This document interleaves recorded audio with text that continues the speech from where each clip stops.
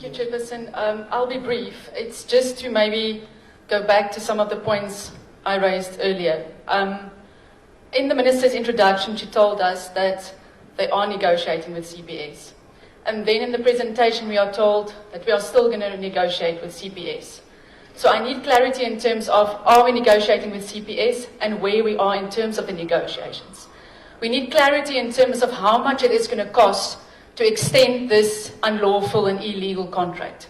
And we need clarity whether it is true that in the first part of your negotiations, if any have been there already, that they're going to charge you an extra 1.3 billion to pay out grants. Also on the 1st of Feb, we heard that you want to extend this contract with CPS and Net1 for a year. Now we've heard that you want to extend the contract for 2 years. What stops you from coming to us in the next meeting saying that you want to extend it for 3 years or indefinitely? So I think in terms of the meeting that we had on the 1st of Feb, didn't really help us in terms of where we are now, because we are hearing too many contradictory statements and wrong information. Also, what I need to know, I think also to be clear, it was reported on yesterday that SASSA's spokesperson said by 31 March you'll be giving a report to the Constitutional Court. My question is that if you're not going to the court, as you said now, you're denying those allegations, how then are you going to get a letter from Treasury and Minister Gordhan for deviation? They said clearly in the letter that you wrote to them and the response they gave you, they said, please approach the Constitutional Court and tell us what the feedback is. So I do not understand how you will get Treasury deviation unless you're actually going to approach the court.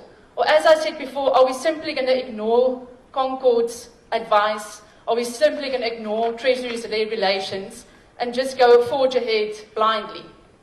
Can we just get clarity on that, please? Honourable Member, I don't think it is correct for you to smuggle information under clarity. Because what you're talking about are not clarities. And you have mentioned 3 times things that were never said in this meeting. And you also bring in what you saw outside from the spokesperson. And here we are not talking about spokespersons. We are talking about horse's mouth.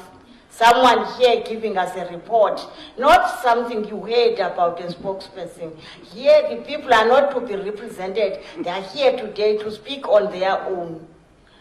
Chairperson, I fully agree with you, but Chairperson, Honourable Malchas. Chairperson, I fully agree with you, but it is within our rights to ask for clarity in terms of those of the information that we have seen elsewhere. Sorry, it's Honourable Mkhotsi and then Malchas.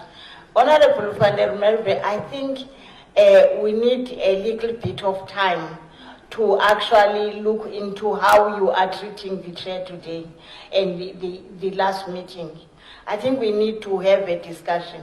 Thank you very much. I think so too, because I also feel that I am being unfairly treated, Chairperson, when I am very... No, I also... We will have a meeting. Honourable van der Merwe, I'm not going to listen to your dialogue anymore.